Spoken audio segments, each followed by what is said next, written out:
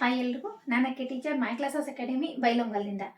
ಆತ್ಮೀಯ ವಿದ್ಯಾರ್ಥಿಗಳೇ, ನಾನು ಮೊನ್ನೆ ಹೇಳಿರೋ ಹಾಗೆ ಆಲ್ರೆಡಿ ಇವಾಗ ಮುರಾರ್ಜಿಯ ಪ್ರವೇಶ ಪರೀಕ್ಷೆಗಳಿಗೆ ಅರ್ಜಿಯನ್ನು ಆಹ್ವಾನಿಸಲಾಗಿದೆ. ಸೊ ನೀವೆಲ್ಲರೂ ಕೂಡ ಅರ್ಜಿಯನ್ನು ಹಾಕೋದಕ್ಕೆ ಪ್ರಾರಂಭ ಮಾಡಿದಿರಿ ಅಂತ ಅನ್ಕೊಳ್ತೀನಿ. ಈ ಒಂದು ವಿಷಯವಾಗಿ ನಮ್ಮ ಮೈ ಕ್ಲಾಸಸ್ ಅಕಾಡೆಮಿಯಿಂದ ನಾವೇನು ಮಾಡ್ತಾ ಇದ್ದೀವಿ ಅಂತಂದರೆ, ನಿಮ್ಮ ಒಂದು ಮುರಾರ್ಜಿ ಪರೀಕ್ಷೆಯ ತಯಾರಿ ಇನ್ನಷ್ಟು ಚುರುಕುಗೊಳ್ಳಲಿ ಅನ್ನೋ ಕಾರಣಕ್ಕೋಸ್ಕರ ಹಳೆಯ ಪ್ರಶ್ನೆ ಪತ್ರಿಕೆಗಳನ್ನು ಬಿಡಿಸ್ತಾ ಬರ್ತಾ ಇದ್ದೀವಿ.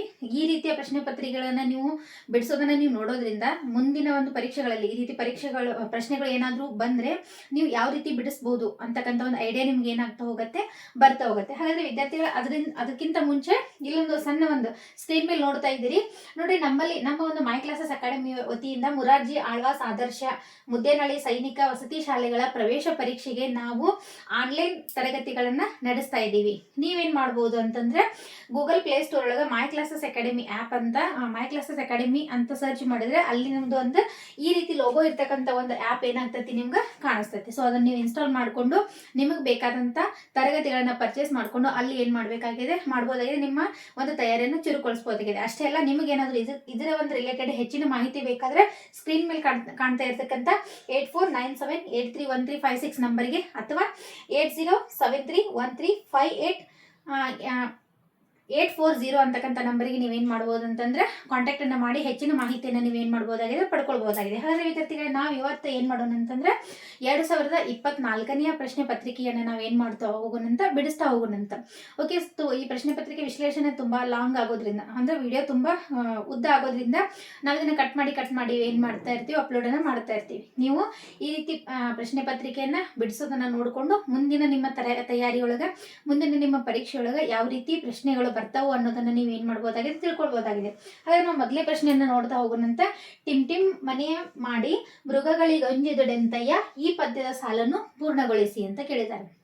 ಸೊ ನಾನು ಆಲ್ರೆಡಿ ಹೇಳಿರೋ ಹಾಗೆ ಕನ್ನಡ ವಿಭಾಗದಲ್ಲಿ ಬಂದಾಗ 20 ಪ್ರಶ್ನೆಗಳಿರ್ತಾವೆ ಮತ್ತು 20 ಅಂಕಗಳಿರ್ತಾವೆ. ಓಕೆ, ಅದರೊಳಗೆ ಮೊದಲನೇ ಪ್ರಶ್ನೆ ಯಾವುದಂತಂದ್ರೆ, ಟಿಮ್ ಮನೆಯ ಮಾಡಿ ಮೃಗಗಳಿಗಂಜಿದಡೆಂತಯ್ಯ ಈ ಪದ್ಯದ ಸಾಲನ್ನ ಪೂರ್ಣಗೊಳಿಸಿ. ನಾವು ನೋಡಿದ ತಕ್ಷಣ ಇಲ್ಲಿ ನಮ್ಗೆ ಗೊತ್ತಾಗ್ತೈತಿ, ಇಲ್ಲಿ 4 ಆಪ್ಷನ್ಗಳನ್ನ ಕೊಟ್ಟಿದ್ದಾರೆ.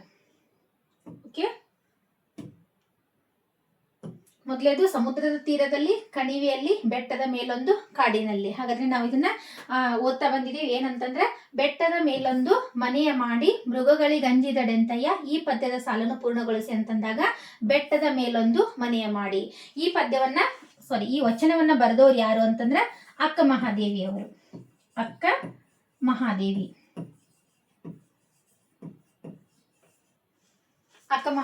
ಅವರು ಮೊಟ್ಟ ಮೊದಲ ವಚನಕಾರ್ತಿಯಾಗಿದ್ದಾರೆ. ಇವರ ಒಂದು ಅಂಕಿತ ನಾಮ ಅಲ್ಲಮ ಪ್ರಭು. ಇವರು ಒಂದು ತಮ್ಮ ಅನುಭವಗಳನ್ನ ಕುರಿತು, ತಮ್ಮ ಆರಾಧ್ಯ ದೈವವನ್ನ ಕುರಿತು ಹಲವಾರು ವಚನಗಳನ್ನ ಏನ್ ಮಾಡಿದ್ರೆ, ರಚನೆಯನ್ನ ಮಾಡಿದ್ದಾರೆ. ಅದ್ರೊಳಗ ಇದ್ಯಾವ್ದಪ್ಪ ಅಂತಂದ್ರೆ, ಬೆಟ್ಟದ ಮೇಲೊಂದು ಮನೆಯ ಮಾಡಿ ಮೃಗಗಳಿಗೆ ಅಂಜುದಡೆಂತಯ್ಯ, ಸಮುದ್ರದ ತಟದಲ್ಲೊಂದು ಮನೆಯ ಮಾಡಿ ನೆರೆ ತೊರೆಗಳಿಗೆ ಅಂಜುದಡೆಂತಯ್ಯ ಅಂತ ಒಂದು ಅದ್ಭುತವಾದಂತ ವಚನವನ್ನ ಇವ್ರು ಏನ್ ಮಾಡಿದ್ದಾರೆ, ರಚನೆಯನ್ನ ಮಾಡಿದ್ದಾರೆ. ಇನ್ನ ಮುಂದಿನ ಪ್ರಶ್ನೆ ಅಂತ ಬಂದಾಗ,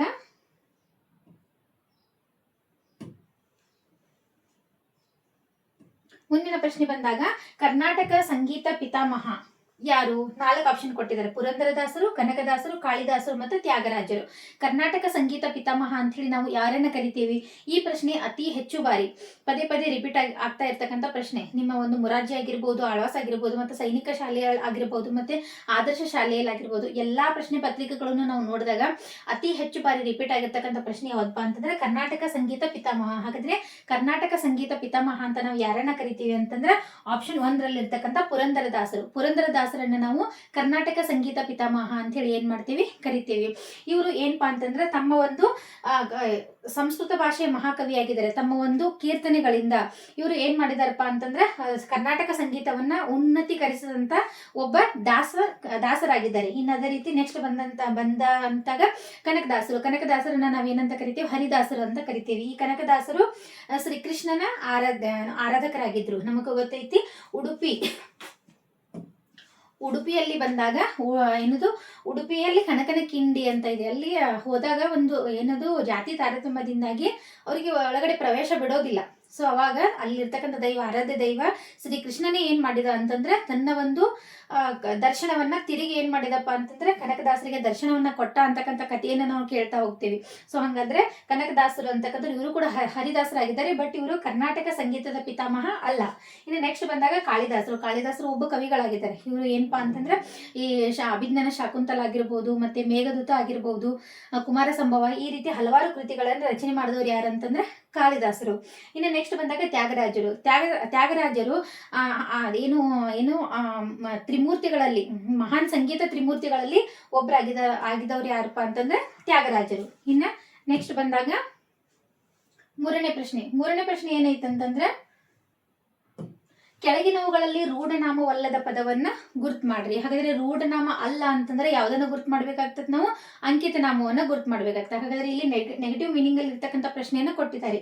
ಈ ಕೆಳಗಿನವುಗಳಲ್ಲಿ ರೂಢನಾಮವಲ್ಲದ ಪದ ಅಂತಂದಾಗ ಹಾಗಾದ್ರೆ ನದಿ ಅಂತಕ್ಕಂಥದ್ದು ರೂಢನಾಮ ಆಗ್ತತಿ, ಶಾಲೆ ಅಂತಕ್ಕಂಥದ್ದು ರೂಢನಾಮ ಆಗ್ತತಿ, ರಾಜ್ಯ ಅಂತಕ್ಕಂಥದ್ದು ಕೂಡ ಏನಾಗ್ತತಿ ರೂಢನಾಮ ಆಗ್ತದೆ. ಹಾಗಾದ್ರೆ ಹಿಮಾಲಯ ಅಂತಕ್ಕಂಥದ್ದು ಏನಾಗ್ತದೆ ಅಂದ್ರೆ ಇದು ರೂಢನಾಮ ಆಗೋದಿಲ್ಲ, ಇದೇನಾಗ್ತದೆ ಅಂತಂದ್ರೆ ಅಂಕಿತ ನಾಮ ಆಗ್ತದೆ. ಏನಾಗ್ತದೆ ಹೇಳ್ರಿ, ಅಂಕಿತ ನಾಮ ಆಗ್ತತಿ. ಯಾಕಂತಂದ್ರೆ ಹಿಮಾಲಯ ಅಂತಕ್ಕಂಥದ್ದು ಒಂದು ಪರ್ವತ. ಹಿಮಾಲಯ ಅಂತಕ್ಕಂಥದ್ದು ಒಂದು ಏನಾಗಿದೆ ಹೇಳ್ರಿ, ಪರ್ವತ. ಈ ಪರ್ವತದ ಹೆಸರು ಏನಂತಂದ್ರೆ ಹಿಮಾಲಯ.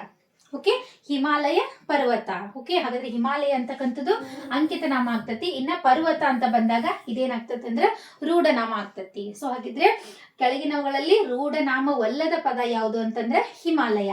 ಇನ್ನ ಮುಂದಿನ ಪ್ರಶ್ನೆ ಬಂದಾಗ ಇಲ್ಲಿ 2, 9, 1857 ಅಂಕಿಗಳಿಗೆ ಕನ್ನಡ ಅಂಕಿಗಳನ್ನ ಗುರುತು ಮಾಡ್ರಿ ಅಂತ ಹೇಳಿದ್ದಾರೆ. ಈಗ ನಮ್ಮ ಕನ್ನಡ ಪಾಠಗಳನ್ನ ನೀವು ನೋಡ್ತಾ ಹೋದಾಗ ಅಲ್ಲಿ ಕನ್ನಡ ಪಾಠದಲ್ಲಿ ಈ ರೀತಿ 1, 2 ಅಂತ ಇಂಗ್ಲಿಷ್ ಅಂಕಿಗಳನ್ನ ಕೊಟ್ಟಿರೋದಿಲ್ಲ. ಈ ರೀತಿ 1, 2 ಅಂತ ಇಂಗ್ಲಿಷ್ ಅಂಕಿಗಳನ್ನ ಕೊಟ್ಟಿರ್ತಾರ, ಇಲ್ಲ ಅಲ್ಲಿ ಏನ್ ಮಾಡಿರ್ತಾರಪ್ಪ ಅಂತಂದ್ರೆ 1, 2, 3 ಅಂತೇಳಿ ಈ ರೀತಿ ಏನ್ ಮಾಡಿರ್ತಾರೆ ಅಂದ್ರೆ ಕನ್ನಡ ಅಂಕಿಗಳನ್ನ ಕೊಟ್ಟಿರ್ತಾರೆ. ಹಾಗಾದ್ರೆ ಇಲ್ಲಿ ಸರಿಯಾದಂತದನ್ನ ನಾವೇನ್ ಮಾಡ್ಬೇಕು, 2, 9, 1857 ಇದನ್ನ ಕನ್ನಡ ಅಂಕಿಗಳಲ್ಲಿ ಗುರುತು ಮಾಡಿದಾಗ ಹಾಗಾದ್ರೆ ಇಲ್ಲಿ ಯಾವ್ದು ಬರ್ತೈತಿ, ಸೊ 7 ಬರ್ತದೆ. ಇದು 1ನೇ ಆಪ್ಷನ್ ಆಗಂಗಿಲ್ಲ, ಇಲ್ಲೂ ಕೂಡ 7 ಬರ್ತೈತಿ, 4ನೇ ಆಪ್ಷನ್ ಕೂಡ ಆಗಲ್ಲ. ಹಾಗಾದ್ರೆ ನಾವು ಬಿ ಮತ್ತು ಸಿ ಅನ್ನ ನೋಡಿದಾಗ ಇಲ್ಲಿ ನೋಡ್ರಿ 2, 2, 9, 9 ಸರಿ ಐತಿ. ಇನ್ನು ನೆಕ್ಸ್ಟ್ ಬಂದಾಗ 1, 1 ಇಲ್ಲಿ ಮೇಲೆ ಎಷ್ಟೈತಿ 7 ಐತಿ. ಹಾಗಾದ್ರೆ ಕೆಳಗಡೆ ಬಂದಾಗ ಎಷ್ಟೈತಿ 8 ಐತಿ. ಹಾಗಾದ್ರೆ ಸರಿಯಾದಂತ ಆನ್ಸರ್ ಯಾವ್ದಾಗ್ತದೆ ಅಂದ್ರೆ ಆಪ್ಷನ್ ಸಿ ಆಗ್ತದೆ, 2, 9, 1857. ಸರಿಯಾದಂತ ಆನ್ಸರ್ ಯಾವ್ದು ಬರ್ತದೆ ಅಂದ್ರೆ ಆಪ್ಷನ್ ಸಿ ಬರ್ತೈತಿ. ಇನ್ನ 4ನೇ ಪ್ರಶ್ನೆ ಅಂತ ಬಂದಾಗ 5ನೇ ಪ್ರಶ್ನೆ ಬಂದಾಗ ಓಕೆ, ಕೂಡಲ ಸಂಗಮ ದೇವ ಎಂಬುದು ಕೆಳಗಿನ ಯಾರ ವಚನಗಳ ಅಂಕಿತ? ಹಾಗಾದ್ರೆ ಕೂಡಲ ಸಂಗಮ ದೇವ ನಾವು ಪ್ರತಿ ಸಲನು ಏನ್ ಮಾಡಿರ್ತೀವಪ್ಪ ಅಂತಂದ್ರೆ ಸಂಗಮನಾಥ, ಕೂಡಲ ಸಂಗಮ ಅಂತ ಬಂದಾಗ ಅದು ಬಸವಣ್ಣನವರ ಅಂಕಿತ ಅಂತ ಹೇಳಿ ನಮ್ಗೆ ಏನಾಗ್ತೈತಿ ನೋಡಿದ ತಕ್ಷಣ ಗೊತ್ತಾಗ್ಬಿಡುತ್ತೆ. ಯಾಕಂದ್ರೆ ಪದೇ ರಿಪೀಟ್ ಆಗ್ತಾ ಇರ್ತಕ್ಕಂಥ ಪ್ರಶ್ನೆ ಇದು. ಹಾಗಾದ್ರೆ ಕೂಡಲ ಸಂಗಮ ದೇವ ಎಂಬುದು ಯಾರ ವಚನಗಳ ಅಂಕಿತ? ಅಲ್ಲಮ ಪ್ರಭು, ಅಕ್ಕ ಮಹಾದೇವಿ, ಬಸವಣ್ಣ ಮತ್ತು ಮಡಿವಾಳ ಮಾಚಯ್ಯ ಅಂತ ನೋಡಿದಾಗ 4 ಆಪ್ಷನ್ಗಳನ್ನು ಕೊಟ್ಟಿದ್ದಾರೆ. ಇದರಲ್ಲಿ ಸರಿಯಾದಂತ ಆನ್ಸರ್ ಯಾವ್ದಾಗ್ತದಪ್ಪ ಅಂತಂದ್ರೆ ಬಸವಣ್ಣ. ಕೂಡಲ ಸಂಗಮ ದೇವ ಯಾರ ಒಂದು ಅಂಕಿತನಾಮ ಆಗ್ತದೆ ಅಂದ್ರೆ ಬಸವಣ್ಣನವರ ಅಂಕಿತನಾಮ ಆಗ್ತತಿ. ಹಾಗಾದ್ರೆ ಅಲ್ಲಮ ಪ್ರಭುಗಳ ಅಂಕಿತನಾಮ ಯಾವುದು? ಹಾಗಾದ್ರೆ ಅಲ್ಲಮ ಪ್ರಭುಗಳ ಅಂಕಿತನಾಮ ಗುಹೇಶ್ವರ. ಅಲ್ಲಮ ಪ್ರಭುಗಳ ಅಂಕಿತನಾಮ ಯಾವುದಾಗ್ತತಿ? ಗುಹೇಶ್ವರ. ನೆಕ್ಸ್ಟ್ ಬಂದಾಗ ಅಕ್ಕ ಮಹಾದೇವಿಯವರ ಅಂಕಿತನಾಮ ಏನಾಗ್ತತಿ ಹಂಗಂದ್ರೆ ಚನ್ನಮಲ್ಲಿಕಾರ್ಜುನ.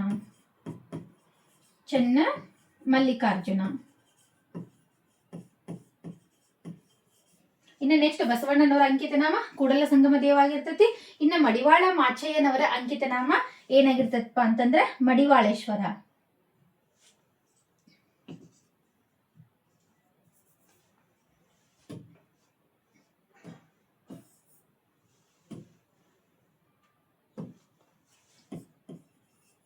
ಮಡಿವಾಳೇಶ್ವರ ಅಂತಕ್ಕಂಥದ್ದು ಮಡಿವಾಳ ಮಾಚಯ್ಯನವರ ಅಂಕಿತನಾಮ ಆಗಿರ್ತತಿ. ಇಲ್ಲಿ ನೋಡ್ರಿ ಈ ರೀತಿ ಬಂದಂತ ವಚನಕಾರರು ಮತ್ತು ಅವರ ಅಂಕಿತ ನಾಮಗಳನ್ನ ನೀವು ನೀಟಾಗಿ ಒಂದ್ ಕಡೆ ಲಿಸ್ಟ್ ಮಾಡಿ ಇಟ್ಕೊಂಡ್ಬಿಟ್ರಿ ಅಂತಂದ್ರೆ ಯಾವ್ದಾದ್ರು ಒಂದು ಪ್ರಶ್ನೆ ಅದ್ರೊಳಗೆ ಏನಾಗಿರ್ತದೆ ಫಿಕ್ಸ್ ಆಗಿರ್ತದೆ. ಹಾಗಾದ್ರೆ ಇವೇನಪ್ಪಾ ಅಂತಂದ್ರೆ ಕೂಡಲ ಸಂಗಮ ದೇವರ ವಚನಗಳ ಅಂಕಿತನಾಮ ಯಾರ ವಚನಗಳ ಅಂಕಿತನಾಮ ಆಗಿರ್ತತಿ ಅಂತಂದ್ರೆ ಬಸವಣ್ಣನವರ ವಚನಗಳ ಅಂಕಿತನಾಮ ಆಗಿರ್ತತಿ. ಇನ್ನು ನೆಕ್ಸ್ಟ್ ಬಂದಾಗ ವರ್ಗೀಯ ವ್ಯಂಜನಗಳ ಸಂಖ್ಯೆ. ಓಕೆ, ನಾನು ನಿಮ್ಗೆ ಇದನ್ನ ಏನು ನವೋದಯ ತರಗತಿ ಅಂತ ಬಂದಾಗ ಪ್ರಶ್ನೆ ಪತ್ರಿಕೆಗಳನ್ನ ಬಿಡಿಸಿದಾಗ ಅಲ್ಲಿ ನಾನು ನಿಮ್ಗೆ ಏನು ಮಾಡಿದ್ದೀನಿ ಅಂತಂದ್ರೆ ಕನ್ನಡ ಅಂತಾನೆ ಒಂದು ಕ್ಲಾಸ್ ಮಾಡಿದ್ದೀನಿ. ಕನ್ನಡ ಕ್ಲಾಸ್ ಒಳಗೆ ನೀಟಾಗಿ ಅಲ್ಲಿ ಬರ್ತಕ್ಕಂಥ ವ್ಯಂಜನಗಳು, ವರ್ಗೀಯ ವ್ಯಂಜನಗಳು, ಸ್ವರಗಳು, ಹ್ರಸ್ವ ಸ್ವರ, ದೀರ್ಘ ಸ್ವರ ಎಲ್ಲವನ್ನು ನಾನು ಏನು ಮಾಡಿದ್ದೀನಿ ನೀಟಾಗಿ ಕ್ಲಾಸ್ ಮಾಡಿದ್ದೀನಿ. ಯಾರು ನೋಡ್ಲಿಕ್ಕೆ ಅಂತಂದ್ರೆ ಆ ತರಗತಿಗಳನ್ನು ಹೋಗಿ ನೀವೇನು ಮಾಡ್ಬೋದು ನೋಡ್ಕೊಂಡು ಬರ್ಬೋದು. ಹಾಗಾದ್ರೆ ವರ್ಗೀಯ ವ್ಯಂಜನಗಳ ಸಂಖ್ಯೆ, ವರ್ಗೀಯ ವ್ಯಂಜನಗಳು ಎಷ್ಟು ಬರ್ತಾವ ಅಂತಂದ್ರೆ ಆಪ್ಷನ್ ಎ ಒಳಗೆ 8 ಇದೆ, ಆಪ್ಷನ್ ಬಿ ಒಳಗೆ 10, ಆಪ್ಷನ್ ಸಿ 7, ಆಪ್ಷನ್ ಡಿ 9 ಅಂತಂದಾಗ ವರ್ಗೀಯ ವ್ಯಂಜನಗಳ ಸಂಖ್ಯೆ ಎಷ್ಟು ಬರ್ತದೆ ಅಂದ್ರೆ 9 ಬರ್ತದೆ. ವರ್ಗೀಯ ವ್ಯಂಜನಗಳು ಎಷ್ಟಿದಾವು? 9. ಯಾವುದನ್ನ ವರ್ಗ ಮಾಡ್ತೀವಿ ನಾವು ಅವುಗಳನ್ನ ವರ್ಗೀಯ ವ್ಯಂಜನಗಳು ಅಂತ ಕರಿತೀವಿ. ಯಾವುದನ್ನ ವರ್ಗ ಮಾಡಕ್ ಸಾಧ್ಯ ಆಗೋದಿಲ್ವಲ್ಲ, ಸರಿ, ಅವುಗಳನ್ನ ನಾವೇನಂತ ಕರಿತೇವಪ್ಪ ಅಂತಂದ್ರೆ ಅವರ್ಗೀಯ ವ್ಯಂಜನಗಳು ಅಂತ ಕರಿತೇವೆ. ಹಾಗಾದ್ರೆ ಅವರ್ಗೀಯ ವ್ಯಂಜನಗಳು ಎಷ್ಟದಾವ ಅಂತಂದ್ರೆ 9. ಯಾವುದಂತಂದ್ರೆ ಯದಿಂದ ಲವರೆಗೂ, ಯದಿಂದ ಲವರೆಗೂ ಇರ್ತಕ್ಕಂಥ ಅವರ್ಗೀಯ ವ್ಯಂಜನಗಳ ಸಂಖ್ಯೆ ಎಷ್ಟು? 9. ಇನ್ನು ನೆಕ್ಸ್ಟ್ 7ನೇ ಪ್ರಶ್ನೆ ಬಂದಾಗ ನೋಡ್ರಿ, ತೋಟದಲ್ಲಿ ಹೆಚ್ಚಾಗಿ ಯಾವ ಗೊಬ್ಬರವನ್ನು ಬಳಸುತ್ತಿದ್ದರು? ಇದನ್ನು ಬಹುವಚನ ರೂಪದಲ್ಲಿ ಬರೆದಾಗ ಬಳಸುತ್ತಿದ್ದರು. ಆಲ್ರೆಡಿ ಏನಂತ ಹೇಳಿದ್ರೆ ಬಹುವಚನ ಐತಿ. ಹಾಗಾದ್ರೆ ನಾವು ಬಹುವಚನ ಮತ್ತೆ ಎಲ್ಲಿ ಮಾಡಬಹುದು? ತೋಟದಲ್ಲಿ ಏಕವಚನ ಬಂದೈತೆ. ಹಾಗಾದ್ರೆ ತೋಟದಲ್ಲಿ ಇದ್ದುದನ್ನ ನಾವೇನ್ ಮಾಡ್ಬೋದು? ತೋಟಗಳಲ್ಲಿ ಅಂತ ಮಾಡ್ಬೋದು. ಹಾಗಾದ್ರೆ ಇಲ್ಲಿ ತೋಟದಲ್ಲಿ ಇದೆ, ಆಪ್ಷನ್ ಡಿ ಬರೋದಿಲ್ಲ. ಬಿ ಕೂಡ ತೋಟದಲ್ಲಿ ಇದೆ, ಆಪ್ಷನ್ ಬಿ ಕೂಡ ಏನಾಗೋದಿಲ್ಲ, ಬರೋದಿಲ್ಲ. ಯಾಕಂದ್ರೆ ತೋಟದಲ್ಲಿಂದ ಒಂದೇ ತೋಟ ಅದರಲ್ಲಿ ಅಂತ ಬರ್ತದೆ. ತೋಟಗಳಲ್ಲಿ ಅಂತಂದಾಗ ಹೆಚ್ಚು ತೋಟಗಳು ಬರ್ತಾವ. ಓಕೆ, ಇನ್ನು ನೆಕ್ಸ್ಟ್ ತೋಟಗಳಲ್ಲಿ ಹೆಚ್ಚಾಗಿ ಯಾವ ಗೊಬ್ಬರವನ್ನು, ಹಾಗಾದ್ರೆ ಗೊಬ್ಬರ ಅಂತ ಬಂದಾಗ ಇಲ್ಲಿ ಕೇವಲ ಒಂದು ಗೊಬ್ಬರ ಮಾತ್ರ ಬರ್ತದೆ. ಇಲ್ಲಿ ಬಳಸುತ್ತಿದ್ದನು ಅಂತ ಇದೆ, ಹಾಗಾದ್ರೆ ಒಬ್ಬ ವ್ಯಕ್ತಿ ಬರ್ತಾನೆ. ಹಾಗಾದ್ರೆ ಆಪ್ಷನ್ ಏನು ಕೂಡ ಏನಾಗ್ತದೆ? ತಪ್ಪಾಗ್ತದೆ. ಇನ್ನು ಆಪ್ಷನ್ ಸಿ ಅನ್ನ ನಾವು ನೋಡಿದಾಗ ತೋಟಗಳಲ್ಲಿ ಬಹುವಚನ, ಹೆಚ್ಚಾಗಿ ಯಾವ ಗೊಬ್ಬರಗಳನ್ನು, ಇಲ್ಲೂ ಕೂಡ ಏನಾಗಿದೆ? ಬಹುವಚನ ಇದೆ. ಬಳಸುತ್ತಿದ್ದರು, ಇಲ್ಲೂ ಕೂಡ ಏನಾಗಿದೆ ಹೇಳ್ರಿ? ಬಹುವಚನ ಆಗಿದೆ. ನೋಡ್ರಿ, ತೋಟಗಳಲ್ಲಿ ಹೆಚ್ಚಾಗಿ ಯಾವ ಗೊಬ್ಬರಗಳನ್ನು ಬಳಸುತ್ತಿದ್ದರು. ಇದು ಒಟ್ಟಾರೆಯಾಗಿ ಏನಾಗಿದೆಪ್ಪ ಅಂದ್ರೆ ಎಲ್ಲವೂ ಕೂಡ ಬಹುವಚನ ರೂಪ ಆಗಿದೆ. ಹಾಗಾದ್ರೆ ಇಲ್ಲಿ ಸರಿಯಾದಂತ ಉತ್ತರ ಯಾವ್ದು ಬರ್ತೈತಿ? ಆಪ್ಷನ್ ಸಿ ಆಗಿರ್ತೈತಿ. ಇನ್ನು ನೆಕ್ಸ್ಟ್ ಬಂದಾಗ ನಾನು ನನ್ನ ಸ್ನೇಹಿತ ಮತ್ತು ನನ್ನ ತಂದೆ ಪ್ರವಾಸಕ್ಕೆ ಹೋಗುತ್ತೇವೆ. ಈ ವಾಕ್ಯದಲ್ಲಿ ಬಳಸಬೇಕಾದ ಲೇಖನ ಚಿಹ್ನೆಯನ್ನು ಗುರುತಿಸಿ ಅಂತ ಕೇಳಿದ್ರೆ, ಹಾಗಾದ್ರೆ ಇಲ್ಲಿ ಆಲ್ರೆಡಿ ಏನಪ್ಪಾ ಅಂತಂದ್ರೆ ಪೂರ್ಣ ವಿರಾಮ ಐತಿ. ಆಲ್ರೆಡಿ ಏನಿಲ್ಲಿ ಪೂರ್ಣ ವಿರಾಮನು ಕೊಟ್ಟಿದ್ದಾರೆ. ನೋಡ್ರಿ, ಪೂರ್ಣ ವಿರಾಮ, ಅಲ್ಪ ವಿರಾಮ, ಭಾವಸೂಚಕ ಮತ್ತು ಪ್ರಶ್ನಾರ್ಥಕ ಅಂತ ಕೊಟ್ಟಿದ್ದಾರೆ. ಪ್ರಶ್ನಾರ್ಥಕ ಚಿಹ್ನೆ ಇದ್ರೊಳಗ ಬರೋದೇ ಇಲ್ಲ. ಇನ್ನ ಅಲ್ಪ ವಿರಾಮನು ಕೂಡ ಏನಾಗೋದಿಲ್ಲ, ಬರೋದೇ. ಸರಿ, ನಾನು ನನ್ನ ಸ್ನೇಹಿತ ಮತ್ತು ನನ್ನ ತಂದೆ ಪ್ರವಾಸಕ್ಕೆ ಹೋಗುತ್ತೇವೆ. ಸೊ ಇಲ್ಲೂ ಕೂಡ ಅಲ್ಪ ವಿರಾಮ ಏನಾಗೋದಿಲ್ಲ, ಬರೋದಿಲ್ಲ. ಇನ್ನು ನೆಕ್ಸ್ಟ್ ಪೂರ್ಣ ವಿರಾಮ ಅಂದಾಗ ಆಲ್ರೆಡಿ ಪೂರ್ಣ ವಿರಾಮನು ಏನ್ ಮಾಡಿದ್ದಾರೆ? ಕೊಟ್ಟಿದ್ದಾರೆ. ಇನ್ನು ನೆಕ್ಸ್ಟ್ ಉಳಿದಿರ್ತಕ್ಕಂಥದ್ದು ಯಾವ್ದಪ್ಪ ಅಂತಂದ್ರೆ ಭಾವಸೂಚಕ ಚಿಹ್ನೆ. ಈಗ ನಿಮ್ಗೆ ಎಲ್ಲರೂ ಹೋಗ್ಬೇಕಂದ್ರೆ ಆಶ್ಚರ್ಯ, ನಾನು ನನ್ನ ತಂದೆ ಮತ್ತು ನನ್ನ ಸ್ನೇಹಿತ ನಾವು ಪ್ರವಾಸಕ್ಕೆ ಹೋಗ್ತಾ ಇದ್ದೀವಿ ಅಂತೇಳಿ ಆಶ್ಚರ್ಯದಿಂದ ನಾವು ಏನ್ ಮಾಡ್ತಿರ್ತಾನಂದ್ರೆ ತನ್ನ ಸ್ನೇಹಿತನಿಗೆ ಏನ್ ಮಾಡ್ತಾ ಇದ್ದಾನೆ? ಹೇಳ್ತಾ ಇದ್ದಾನೆ. ಸೊ ಹಾಗಿದ್ರೆ ಇಲ್ಲಿ ಸರಿಯಾದಂತ ಆನ್ಸರ್ ಯಾವ್ದು ಬರ್ತದೆ ಅಂದ್ರೆ ಆಪ್ಷನ್ ಸಿ ಬರ್ತತಿ. ಇನ್ನು ನೆಕ್ಸ್ಟ್ ಬಂದಾಗ 8ನೇ ಪ್ರಶ್ನೆ, 9ನೇ ಪ್ರಶ್ನೆ. ಜ್ಞಾನೇಶ ಕರ್ನಾಟಕ ಸಂಗೀತವನ್ನು ಹಾಡುವವನಿದ್ದಾನೆ, ಯಾವ ಕಾಲವನ್ನು ಸೂಚಿಸುತ್ತದೆ ಅಂತ ಪ್ರಶ್ನೆ ಕೇಳಿದ್ದಾರೆ. ಯಾವ ಕಾಲ?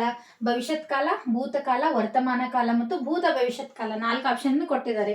ಹಾಗಾದ್ರೆ ಜ್ಞಾನೇಶ ಕರ್ನಾಟಕ ಸಂಗೀತವನ್ನು ಹಾಡುತ್ತಿದ್ದಾನೆ ಅಂತ ಕೊಟ್ಟಿದ್ರೆ ಅದೇನ್ ಬರ್ತಾ ಇತ್ತು?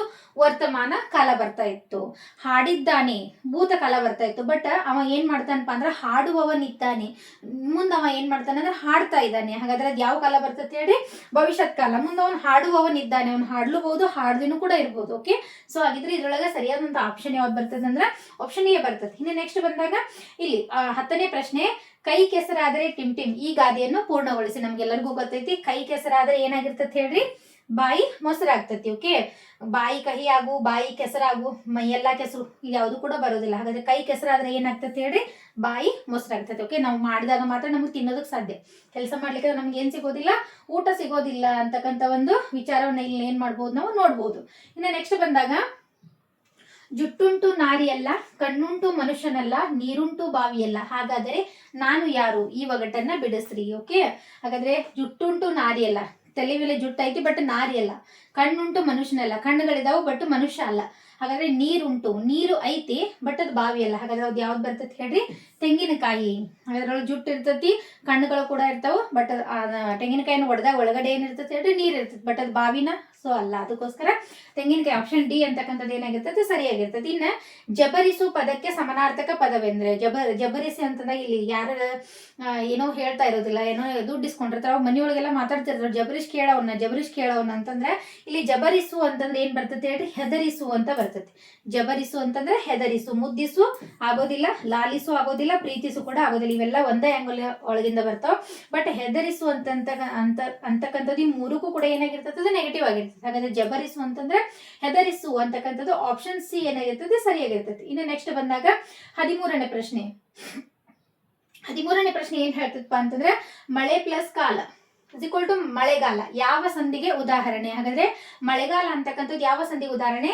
ಆಪ್ಷನ್ ಎ ಸವರ್ಣ ದೀರ್ಘ ಸಂಧಿ, ಆಪ್ಷನ್ ಬಿ ಲೋಪ ಸಂಧಿ, ಆಪ್ಷನ್ ಸಿ ಆಗಮ ಸಂಧಿ, ಆಪ್ಷನ್ ಡಿ ಏನಾಗಿರ್ತದೆ ಆದೇಶ ಸಂಧಿ. ಹಾಗಾದ್ರೆ ನೋಡಿದಾಗ ಇಲ್ಲಿ ಸವರ್ಣ ದೀರ್ಘ ಸಂಧಿ, ಸವರ್ಣಾಕ್ಷರಗಳು ಬಂದಾಗ ಇದು ಸವರ್ಣ ದೀರ್ಘ ಸಂಧಿ ಏನಾಗಿರ್ತದೆ ಹೇಳ್ರಿ, ಸಂಸ್ಕೃತ ಸಂಧಿ ಆಗಿರ್ತದೆ. ಇಲ್ಲಿ ಸವರ್ಣಾಕ್ಷರಗಳು ಲೋಪವಾದಾಗ ನಾವು ಅದನ್ನ ಏನಂತ ಕರಿತೇವೆ, ಸವರ್ಣ ದೀರ್ಘ ಸಂಧಿ ಅಂತ ಕರಿತೇವೆ. ಆಪ್ಷನ್ ಏನಾಗಂಗಿಲ್ಲ, ಸರಿ ಆಗಂಗಿಲ್ಲ. ಇನ್ನು ನೆಕ್ಸ್ಟ್ ಬಂದಾಗ ಲೋಪ ಸಂಧಿ ಸ್ವರದ ಮುಂದೆ ಸ್ವರ ಬಂದು ಪೂರ್ವ ಪದದಲ್ಲಿ ಇರ್ತಕ್ಕಂಥ ಸ್ವರ ಲೋಪ ಆದ ನಾವು ಅದನ್ನ ಏನಂತ ಕರಿತೀವಿ, ಲೋಪ ಸಂಧಿ ಅಂತ ಕರಿತೀವಿ, ಅದು ಕೂಡ ಆಗೋದಿಲ್ಲ. ಹಾಗಾದ್ರೆ ಆಗಮ ಸಂಧಿ ಅಂತ ಬಂದಾಗ ಅಲ್ಲಿ ಹೊಸದಾಗಿ ಎ ಮತ್ತು ಓಗಳು ಆಗಮವಾಗಿ ಬಂದ್ರೆ ನಾವೇನಂತ ಕರಿತೀವಿ, ಆಗಮ ಸಂಧಿ ಅಂತ ಕರಿತೀವಿ. ಬಟ್ ಇದ್ರೊಳಗ ಮಳೆ ಕಾಲ, ಹೌದಾ, ಮಳೆ ಪ್ಲಸ್ ಕಾಲ ಅಂತ ಬಂದಾಗ ಇಲ್ಲಿ ಏನಾಗಿರ್ತದ ಮಳೆಗಾಲ ಆಗಿರತ್ತ. ಏನಾಗಿರ್ತದೆ ಹೇಳ್ರಿ, ಮಳೆಗಾಲ ಆಗಿರ್ತತಿ. ಇಲ್ಲೇ ಕಾ ಬದಲಾಗಿ ಅಲ್ಲೇನ ಏನು ಆಗಮವಾಗಿ ಬಂದಿರ್ತದೆ ಹೇಳ್ರಿ, ಗಾ ಮತ್ತೊಂದು ಅಕ್ಷರ ಏನಾಗಿರ್ತಪ್ಪ ಅಂದ್ರೆ ಬೇರೆ ಒಂದು ಅಕ್ಷರ ಏನಾಗಿರ್ತೈತೆ ಅಂದ್ರೆ ಆದೇಶವಾಗಿ ಬಂದಿರ್ತೈತಿ. ಸೊ ಅದಕ್ಕೋಸ್ಕರ ಇದನ್ನ ನಾವೇನಂತ ಕರಿತೇವಪ್ಪ ಅಂತಂದ್ರೆ ಆದೇಶ ಸಂಧಿ ಅಂತ ಕರಿತೀವಿ, ಅಥವಾ ಇದನ್ನ ನಾವೇನಂತ ಕರಿತೇವಪ್ಪ ಅಂದ್ರೆ ಗದಬಾದೇಶ ಸಂಧಿ ಅಂತಾನು ಕರಿತೀವಿ. ಗದಬಾದೇಶ ಸಂಧಿ ಅಂತಾನು ಕೂಡ ನಾವ್ ಏನ್ ಮಾಡ್ತೀವಿ ಕರಿತೀವಿ. ಯಾಕಂತಂದ್ರೆ ಕ ತ ಪಗಳ ಬದಲಾಗಿ ಕತಪಗಳ ಬದಲಾಗಿ ಗದಬಗಳು ಆದೇಶವಾಗಿ ಬರೋದಕ್ಕೆ ನಾವು ಅದನ್ನ ಏನಂತ ಕರಿತೀವಿ ಹೇಳ್ರಿ, ಆದೇಶ ಸಂಧಿ ಅಂತ ಕರಿತೀವಿ. ಹಾಗಾದ್ರೆ ಇಲ್ಲಿ ಕ ಬದಲಾಗಿ ಗ ಏನಾಗಿದೆ ಆದೇಶವಾಗಿ ಬಂದಿದೆ. ಹಾಗಾದ್ರೆ ಮಳೆ ಪ್ಲಸ್ ಕಾಲ ಮಳೆಗಾಲ ಯಾವ ಸಂಧಿ ಆಗ್ತತಿ ಹೇಳ್ರಿ, ಆದೇಶ ಸಂಧಿ ಆಗ್ತತಿ. ಇನ್ನು ನೆಕ್ಸ್ಟ್ ಬಂದಾಗ ಉತ್ತಮ ಪದದ ವಿರುದ್ಧಾರ್ಥಕ ಪದ, ಮಧ್ಯಮ ಅಂತಕ್ಕಂಥದ್ದು ಬರೋದಿಲ್ಲ, ಅತ್ಯುತ್ತಮ ಇಲ್ಲ, ಶ್ರೇಷ್ಠ ಇಲ್ಲ. ಹಾಗಾದ್ರೆ ಉತ್ತಮ ಪದದ ವಿರುದ್ಧಾರ್ಥಕ ಪದ ಏನಾಗಿರ್ತತಿ ಹೇಳ್ರಿ, ಅಧಮ ಆಗಿರ್ತದೆ. ಆಪ್ಷನ್ ಸಿ ಏನಾಗಿರ್ತತಿ ಸರಿಯಾಗಿರ್ತತಿ. ಇನ್ನು 15ನೇ ಪ್ರಶ್ನೆ ಅಂತ ಬಂದಾಗ ಚಂದ್ರಶೇಖರ ಪಾಟೀಲ್ ಅವರ ಸಂಕ್ಷಿಪ್ತವಾಗಿರ್ತಕ್ಕಂಥ ನಾಮ.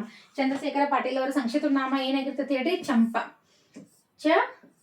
ಚಂಪಾ ಅಂತಕ್ಕಂಥದ್ದು ಚಂದ್ರಶೇಖರ ಪಾಟೀಲ್ ಅವರ ಸಂಕ್ಷಿಪ್ತ ನಾಮ ಆಗಿರ್ತತಿ. ಇನ್ನ ಹಣ್ಣು ಪದಕ್ಕೆ ಕೆಳಗಿನ ಪದಗಳಲ್ಲಿ ಜೋಡು ಪದವನ್ನು ಗುರುತಿಸ್ರಿ. ಹಣ್ಣು ಹಂಪಲು, ಧಾನ್ಯ ಫಲ ತಾಂಬೂಲ ಇದು ಯಾವುದು ಕೂಡ ಆಗಂಗಿಲ್ಲ. ಹಣ್ಣು ಏನಾಗ್ತತಿ ಹಂಪಲು ಆಗ್ತತಿ. ಇಲ್ಲಿ ಏನ್ ಕೇಳಿದಾರಪ್ಪ ಅಂತಂದ್ರೆ ಜೋಡು ಪದ ಕೇಳಿದಾರೆ. ಈಗ ಮನೆ ಮಠ, ಶಾಲೆ ಗೀಲೆ, ಆಮೇಲೆ ಊರು ಕೇರಿ, ಈ ರೀತಿ ಹೇಳ್ತೇವಲ್ಲ, ಇವುಗಳಿಗೆ ನಾವೇನಂತ ಕರಿತೀವಿ, ಜೋಡು ಪದಗಳು ಅಂತ ಕರಿತೀವಿ. ಓಕೆ, ಹಾಗಾದ್ರೆ ಜೋಡು ನುಡಿಗಳು ಅಂತ ಕರಿತೀವಿ. ಹಾಗಾದ್ರೆ ಹಣ್ಣು ಇದರ ಒಂದು ಜೋಡು ಪದ ಏನಾಗಿರ್ತತಿ ಅಂತಂದ್ರೆ ಹಂಪಲು ಆಗಿರ್ತತಿ. ಇನ್ನ 17ನೇ ಪ್ರಶ್ನೆ ಬಂದಾಗ ನೋಡ್ರಿ, ಕೆಳಗಿನವುಗಳಲ್ಲಿ ಗುಂಪಿಗೆ ಸೇರಿದ ಪದ ಗುರುತಿಸಿ. ಜಯ, ಭಯ, ಯಶಸ್ಸು, ವಿಜಯ. ಇದರಲ್ಲಿ ಗುಂಪಿಗೆ ಸೇರಿದ ಇರ್ತಕ್ಕಂಥ ಪದ ಯಾವುದು? ನೋಡ್ರಿ, ಜಯ ಅಂದಾಗ ಇದು ಕೂಡ ಏನಾಗಿರ್ತದೆ ಯಶಸ್ಸು ಬರ್ತದೆ. ಯಶಸ್ಸು ಅಂದ್ರೂ ಕೂಡ ಜಯ, ವಿಜಯ ಅಂದ್ರೂ ಕೂಡ ಗೆಲುವು, ಹೌದಾ? ಹಾಗಾದ್ರೆ ಜಯ, ಯಶಸ್ಸು, ವಿಜಯ ಮೂರೂ ಕೂಡ ಗೆಲುವಿಗೆ ಸಂಬಂಧಿಸಿದಂತ ಪದಗಳು. ಬಟ್ ಭಯ ಅಂತಕ್ಕಂಥದ್ದು ಮಾತ್ರ ಏನಾಗಿದೆ ಅಂತಂದ್ರೆ ಇವು ಮೂರಕ್ಕಿಂತನೂ ಏನಾಗಿದೆ ಭಿನ್ನವಾಗಿದೆ. ಹೆದರಿಕೆ, ಭಯ ಅಂತಂದ್ರೆ ಹೆದರಿಕೆ, ಮೂರಕ್ಕಿಂತನೂ ಜಯ, ವಿಜಯ, ಯಶಸ್ಸು ಅದಕ್ಕಿಂತನೂ ಈ ಭಯ ಅಂತಕ್ಕಂಥದ್ದು ಏನಾಗಿದೆ ವಿಭಿನ್ನವಾಗಿದೆ. ಹಾಗಾದ್ರೆ ಇದರಲ್ಲಿ ಗುಂಪಿಗೆ ಸೇರದೇ ಇರ್ತಕ್ಕಂಥ ಪದ ಯಾವ್ದಾಗ್ತದೆ ಅಂದ್ರೆ ಭಯ ಆಗ್ತದೆ. ಆಪ್ಷನ್ ಬಿ ಏನಾಗ್ತತಿ ಸರಿ ಆಗ್ತತಿ. ಇನ್ನು ನೆಕ್ಸ್ಟ್ ಬಂದಾಗ ರಾಧಾಕೃಷ್ಣನ್ ಅವರ ಜನ್ಮ ದಿನಾಚರಣೆ ಟಿಮ್ ಆಗಿರುತ್ತದೆ. ಹಾಗಾದ್ರೆ ರಾಧಾಕೃಷ್ಣನ್ ಅವರ ಜನ್ಮ ದಿನಾಚರಣೆಯನ್ನ ನಾವೇನ್ ಮಾಡ್ತೀವಪ್ಪ ಅಂತಂದ್ರೆ ಶಿಕ್ಷಕರ ದಿನಾಚರಣೆ ಅಂತೇಳಿ ಆಚರಣೆಯನ್ನ ಮಾಡ್ತೀವಿ. ಹಾಗಾದ್ರೆ ಶಿಕ್ಷಕರ ದಿನಾಚರಣೆಯನ್ನ ನಾವ್ ಯಾವಾಗ ಆಚರಣೆ ಮಾಡ್ತೇವೆ ಹೇಳ್ರಿ, ಸೆಪ್ಟೆಂಬರ್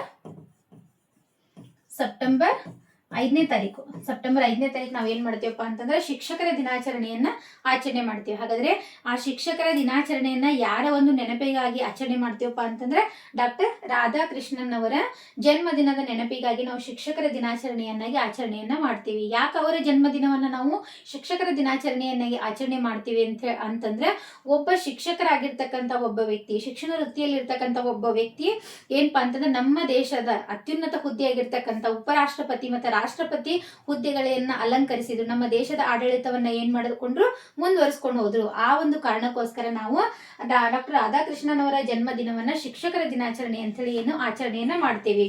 ಇನ್ನ ಕಾರ್ಮಿಕರ ದಿನಾಚರಣೆ ಅಂತ ಬಂದಾಗ ಮೇ 1ನೇ ತಾರೀಕು. ಕಾರ್ಮಿಕರ ದಿನಾಚರಣೆ ಯಾವಾಗ ಇರ್ತೈತೆ ಹೇಳ್ರಿ, ಮೇ 1ನೇ ತಾರೀಕು. ಇನ್ನ ಮಕ್ಕಳ ದಿನಾಚರಣೆ ನಮಗೆಲ್ಲರಿಗೂ ಗೊತ್ತೈತಿ, ನವೆಂಬರ್ 14ನೇ ತಾರೀಕು ನಾವು ಮಕ್ಕಳ ದಿನಾಚರಣೆಯನ್ನ ಆಚರಣೆ ಮಾಡ್ತೀವಿ. ಹಾಗಾದ್ರೆ ಮಕ್ಕಳ ದಿನಾಚರಣೆಯನ್ನ ಯಾರ ಒಂದು ಜಯಂತಿಯ ನೆನಪಿಗಾಗಿ ನಾವು ಆಚರಣೆ ಮಾಡ್ತೀವಪ್ಪ ಅಂತಂದ್ರೆ ಜವಾಹರ್ಲಾಲ್ ನೆಹರೂರವರ ಹುಟ್ಟು ಹಬ್ಬದ ನೆನಪಿಗಾಗಿ ನಾವು ಮಕ್ಕಳ ದಿನಾಚರಣೆಯನ್ನ ಆಚರಣೆ ಮಾಡ್ತೀವಿ. ಯಾಕಂದ್ರೆ ನಮ್ಗೆಲ್ಲರಿಗೂ ಗೊತ್ತೈತಿ, ನೆಹರೂರವರಿಗೆ ಏನಪ್ಪಾ ಅಂತಂದ್ರೆ ಗುಲಾಬಿ ಹೂಗಳು ಮತ್ತು ಮಕ್ಕಳಂದ್ರೆ ತುಂಬಾ ಇಷ್ಟ ಆಗಿತ್ತು. ಅವ್ರು ಏನ್ ಮಾಡ್ತಾ ಇದ್ರಪ್ಪ ಅಂತಂದ್ರೆ ಮಕ್ಕಳನ್ನ ತುಂಬಾ ಪ್ರೀತಿಸ್ತಾ ಇದ್ರು. ಆಮೇಲೆ ಈ ಒಂದು ಮಕ್ಕಳು ನಾಳಿನ ದೇಶದ ಪ್ರಜೆಗಳಾಗಿರ್ತಾರೋ ಅಂತಕ್ಕಂಥ ಉದ್ದೇಶದಿಂದ ಮಕ್ಕಳ ದಿನ, ಜವಾಹರ್ಲಾಲ್ ನೆಹರೂರವರ ಜನ್ಮ ದಿನವನ್ನ ನಾವು ಮಕ್ಕಳ ದಿನಾಚರಣೆಯನ್ನಾಗಿ ಏನ್ ಮಾಡ್ತೀವಿ, ಆಚರಣೆಯನ್ನ ಮಾಡ್ತೀವಿ. ಇನ್ನು ಯುವ ಜನರ ದಿನಾಚರಣೆ ಅಂತ ಬಂದಾಗ ಜನವರಿ 12ನೇ ತಾರೀಕು. ಯುವ ಜನರ ದಿನಾಚರಣೆಯನ್ನ ಯಾವಾಗ ಆಚರಣೆ ಮಾಡ್ತೀವಿ ನಾವು, ಜನವರಿ 12ನೇ ತಾರೀಕಿನಂದು ಆಚರಣೆ ಮಾಡ್ತೀವಿ. ಅವತ್ತು ಏನ್ ವಿಶೇಷ ಅಂತಂದ್ರೆ ಸ್ವಾಮಿ ವಿವೇಕಾನಂದರವರ ಜನ್ಮ ದಿನಾಚರಣೆ. ಹೌದಾ, ಜನವರಿ 12ನೇ ತಾರೀಕು ನಾವು ಯುವ ಜನರ ದಿನಾಚರಣೆಯನ್ನಾಗಿ ಆಚರಣೆಯನ್ನ ಮಾಡ್ತೀವಿ. ಯಾಕಂತಂದ್ರೆ ಸ್ವಾಮಿ ವಿವೇಕಾನಂದರ ಜನ್ಮ ದಿನಾಚರಣೆ, ಅವರ ದಿನವನ್ನ ನಾವು ಯುವ ಜನರ ದಿನಾಚರಣೆ ಅಂತೇಳಿ ಆಚರಣೆಯನ್ನ ಮಾಡ್ತೀವಿ. ಯಾಕಂದ್ರೆ ಒಬ್ಬ ಯುವಕನಾಗಿ ಇದ್ಕೊಂಡು ಸ್ವಾಮಿ ವಿವೇಕಾನಂದರು ಯುವಕರಿಗೆ ಯಾವ ರೀತಿ ಸ್ಫೂರ್ತಿಯಾಗಿರ್ಬೇಕು, ಯಾವ ರೀತಿ ಬದುಕಬೇಕು ಅಂತಕ್ಕಂಥ ಹಲವಾರು ಮಾರ್ಗದರ್ಶನಗಳನ್ನ ನಮಗೆ ಮಾಡಿದ್ದಾರೆ.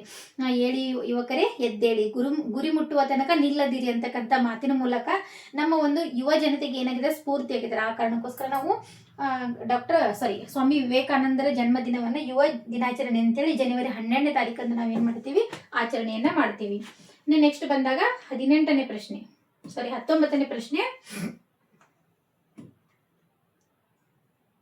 ಇಲ್ಲಿ ನೋಡ್ರಿ, ಶಾಲೆ ಪ್ಲಸ್ ಅಲ್ಲಿ, ಶಾಲೆಯಲ್ಲಿ ಯಾವ ವಿಭಕ್ತಿ ಪ್ರತ್ಯಯ ಅಂತ ಕೇಳಿದ್ರಿ. ವಿಭಕ್ತಿ ಪ್ರತ್ಯಯಗಳು ಅಂತ ಬರ್ತಾವ. ಓಕೆ, ವಿಭಕ್ತಿ ಪ್ರತ್ಯಯಗಳು ಒಟ್ಟಾರೆ ಎಷ್ಟು ಬರ್ತಾವೆ ಹೇಳ್ರಿ, 7 ಬರ್ತಾವ. ಈಗ ಸಂಬೋಧನಾ ಅಂತ ಇತ್ತು, ಅದನ್ನ ತೆಗ್ದಿದ್ದಾರೆ. ಟೋಟಲ್ ಎಷ್ಟು ಬರ್ತಾವ ಅಂತಂದ್ರೆ 7 ವಿಭಕ್ತಿ ಪ್ರತ್ಯಯಗಳು ಬರ್ತಾವ. 7 ವಿಭಕ್ತಿ ಪ್ರತ್ಯಯಗಳನ್ನು ನೀವೇನ್ ಮಾಡ್ಬೇಕಂದ್ರೆ ಬಾಯಟ್ ಹೊಡಿಬೇಕಾಗ್ತದೆ. ಓಕೆ, ಅಲ್ಲಿ ಕೇವಲ ಕನ್ನಡ ಮಾತ್ರ ಅಲ್ಲ, ಹಳಗನ್ನಡದ ವಿಭಕ್ತಿ ಪ್ರತ್ಯಯಗಳನ್ನು ಕೂಡ ನೀವೇನ್ ಮಾಡ್ಬೇಕಾಗ್ತದೆ ಹೇಳ್ರಿ, ಬಾಯ್ಪಟ್ ಹೊಡಿಬೇಕಾಗ್ತದೆ. ಹಾಗಾದ್ರೆ ಪ್ರಥಮ ಏನ್ ಬರ್ತೈತಿ, ಶಾಲೆ, ಪಂಚಮಿ ದೆಸೆಯಿಂದ.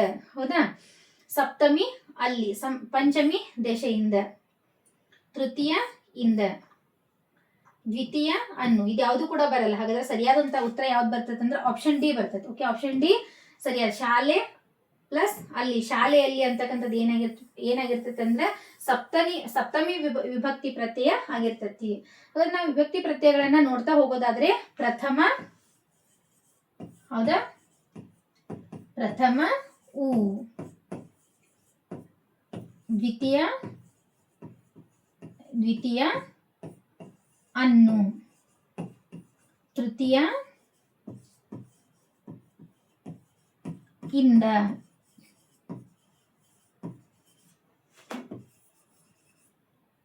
ಚತುರ್ಥಿ ಗೆ, ಹೀಗೆ ಆರ್ ಕೆ. ಹೌದಾ, ಪಂಚಮಿ ದೆಸೆಯಿಂದ, ಪಂಚಮಿ ದೆಸೆಯಿಂದ,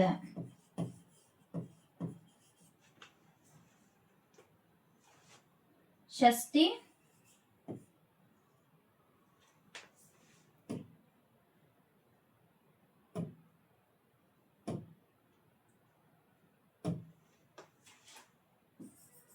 ಷಷ್ಠಿ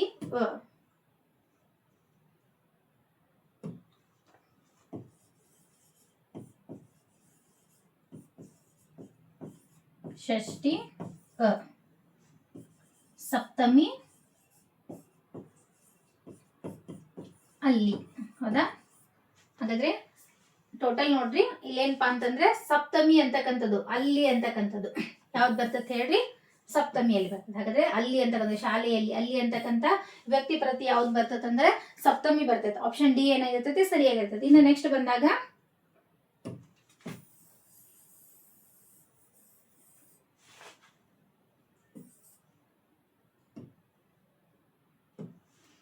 ಇಲ್ಲಿ ಸ ಪ್ಲಸ್ ಅ, ರ ಪ್ಲಸ್ ಓ, ವ ಪ್ಲಸ್ ಅ ರ ಪ್ಲಸ್ ಅ ಈ ಗುಣಿತಾಕ್ಷರಗಳನ್ನ ಕೂಡಿಸಿ ಬರೆದಾಗ ಅಂತ ಕೇಳಿದಾರೆ. ಓಕೆ, ನೀವು ಇವುಗಳನ್ನ ಏನ್ ಮಾಡ್ಬೇಕಾಗ್ತದೆ ಅಂದ್ರೆ ಕಕನ್ ಬಳಿಗಳನ್ನ ಬರೆಯುವಂತ ಸಂದರ್ಭದೊಳಗೆ ಈ ರೀತಿ ನೀವು ಬಿಡಿಸಿ ಬರ್ಕೊಂಡು ಪ್ರಾಕ್ಟೀಸ್ ಮಾಡ್ಬೇಕಾಗ್ತದೆ. ಯಾಕಂದ್ರೆ ಈ ರೀತಿಯಾಗಿರ್ತಕ್ಕಂಥ ಪ್ರಶ್ನೆ ಎನಿ ಕಂಡೀಷನ್ ಒಂದು ಪ್ರಶ್ನೆ ಬಂದೇ ಬಂದಿರ್ತೈತಿ. ಸೊ ಅದಕ್ಕೋಸ್ಕರ ಇಲ್ಲಿ ನೋಡ್ರಿ ಸ ಪ್ಲಸ್ ಅ ಏನಾಗಿರ್ತದ, ಸ ಕ ಅ ಕೂಡಿದಾಗ, ಸೊ ಸ ವ್ಯಂಜನ ಆಗ್ಬೇಕಾಗಿತ್ತು, ಸ ಕ ಅ ಕೂಡಿದ್ರೆ ಅದೇನಾಗಿರ್ತದ ಅಂದ್ರೆ ಸ ಆಗಿರ್ತೈತಿ. ರ ಕ ಓ ಸೇರಿದ್ರ ಓ ರೋ ಆಗಿರ್ತದೆ. ಅದೇನಾಗಿರ್ತದೆ ಹೇಳ್ರಿ, ರೋ. ಯಾಕಂದ್ರೆ ಇಲ್ಲಿ ದೊಡ್ಡ ಓ ಬಂದೈತಿ, ಹೌದಾ, ದೀರ್ಘ ಸ್ವರ ಬಂದೈತಿ. ಸೊ ಅದಕ್ಕೋಸ್ಕರ ಏನಾಗಿರ್ತೈತಿ, ಇಲ್ಲಿನೂ ಕೂಡ ದೀರ್ಘ ಬಂದೈತಿ, ರೋ ಆಗಿರ್ತೈತಿ. ಇನ್ನ ವ ಕ ಅ ಸೇರಿದ್ರ ಓ ಆಗ್ತೈತಿ. ಇನ್ನ ರ ಅ ಸೇರಿದ್ರು ಕೂಡ ಏನಾಗ್ತೈತಿ, ರ ಆಗ್ತೈತಿ. ಹಾಗಾದ್ರೆ ಇದರ ಒಂದು ಗುಣಿತಾಕ್ಷರಗಳನ್ನ ಕೂಡಿಸಿ ಬರೆದಾಗ ಸರಿಯಾದಂತ ಉತ್ತರ ಯಾವ್ದು ಬರ್ತೈತಿ, ಸರೋವರ ಅಂತ ಬರ್ತೈತಿ. ಹಾಗಾದ್ರೆ ಸರೋವರ ಇರ್ತಕ್ಕಂಥದ್ದು ಆಪ್ಷನ್ ಬಿ, ಸರೋವರ ಅಂತ ಇರ್ತಕ್ಕಂಥದ್ದು ಏನಾಗಿರ್ತೈತಿ, ಸರಿಯಾಗಿರ್ತೈತಿ. ಇನ್ನ ನೆಕ್ಸ್ಟ್ ಮುಂದಿನ ತರಗತಿ ಅಂತ ಬಂದಾಗ ಮುಂದಿನ ತರಗತಿಯೊಳಗೆ ನಾವು ಏನ್ ಮಾಡೋಣ ಅಂತಂದ್ರೆ ಇಂಗ್ಲಿಷ್ ಸೆಕ್ಷನ್ ಒಳಗೆ ಬರ್ತಕ್ಕಂಥ 20 ಪ್ರಶ್ನೆಗಳನ್ನ ಏನ್ ಮಾಡ್ತಾ ಹೋಗೋಣಂತ, ಬಿಡಿಸ್ತಾ ಹೋಗೋಣಂತ. ಓಕೆ ವಿದ್ಯಾರ್ಥಿಗಳೇ, ಈ ರೀತಿಯ ತರಗತಿಗಳು ನಿಮಗೆ ಬೇಕಾದ್ರೆ ಮೈ ಕ್ಲಾಸಸ್ ಅಕಾಡೆಮಿ ಯೂಟ್ಯೂಬ್ ಚಾನಲ್ನ ಶೇರ್ ಮಾಡ್ರಿ ಮತ್ತೆ ಸಬ್ಸ್ಕ್ರೈಬ್ ಮಾಡ್ರಿ. ಇನ್ನು ಹೆಚ್ಚಿನದಾಗಿ ನೀವು ತಯಾರಿಯನ್ನು ನಡೆಸಬೇಕು ಅಂತಂದ್ರೆ ನೀವೇನ್ ಮಾಡ್ಬೋದು ಅಂತಂದ್ರೆ ನಮ್ಮ ಮೈ ಕ್ಲಾಸಸ್ ಅಕಾಡೆಮಿ ಆ್ಯಪನ್ನು ಏನ್ ಮಾಡ್ಬೋದು, ಡೌನ್ಲೋಡ್ ಅನ್ನ ಮಾಡ್ಕೊಳ್ಬಹುದು. ಹೆಚ್ಚಿನ ಮಾಹಿತಿಗಳು ನಿಮಗೆ ಬೇಕಾದ್ರೆ ಸ್ಕ್ರೀನ್ ಮೇಲೆ ಕಾಣ್ತಾ ಇರ್ತಕ್ಕಂಥ ಈ ನಂಬರ್ಗೆ ನೀವು ಕಾಲ್ ಮಾಡಿ ಹೆಚ್ಚಿನ ಮಾಹಿತಿಯನ್ನ ಏನ್ ಮಾಡ್ಕೋಬಹುದಾಗಿದೆ, ಪಡ್ಕೊಳ್ಬಹುದಾಗಿದೆ. ಹಾಗಾದ್ರೆ ಇಲ್ಲಿ ಸ್ಕ್ರೀನ್ ಮೇಲೆ ಕಾಣ್ತಾ ಇರ್ತಕ್ಕಂಥ ನಂಬರ್ 8497831356 ಅಷ್ಟೇ ಅಲ್ಲ, ಕೆಳಗಡೆ ಇರ್ತಕ್ಕಂಥ 8073585840 ಅಂತಕ್ಕಂಥ ನಂಬರಿಗೆ ನೀವೇನ್ ಮಾಡ್ಬೋದಪ್ಪ ಅಂತಂದ್ರೆ, ಜಸ್ಟ್ ಅ ಮಿನಿಟ್,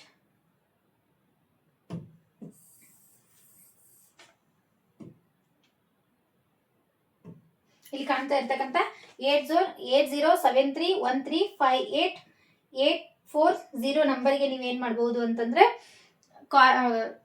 ಕಾಲ್ ಮಾಡಿ ಹೆಚ್ಚಿನ ಮಾಹಿತಿಯನ್ನು ನೀವೇನ್ ಮಾಡಬಹುದಾಗಿದೆ, ಪಡ್ಕೊಳ್ಬಹುದಾಗಿದೆ. ಓಕೆ, ಇಷ್ಟು ಹೇಳ್ತಾ ಇವತ್ತಿನ ತರಗತಿಗಳನ್ನ ಮುಗಿಸ್ತಾ ಹೋಗೋಣಂತ. ಮುಂದಿನ ತರಗತಿಯೊಳಗ ಇಂಗ್ಲಿಷ್ ಸೆಕ್ಷನ್ ಒಳಗೆ ಬಂದಂತ 20 ಪ್ರಶ್ನೆಗಳನ್ನ ನೋಡ್ತಾ ಹೋಗೋಣಂತ. Okay, thank you.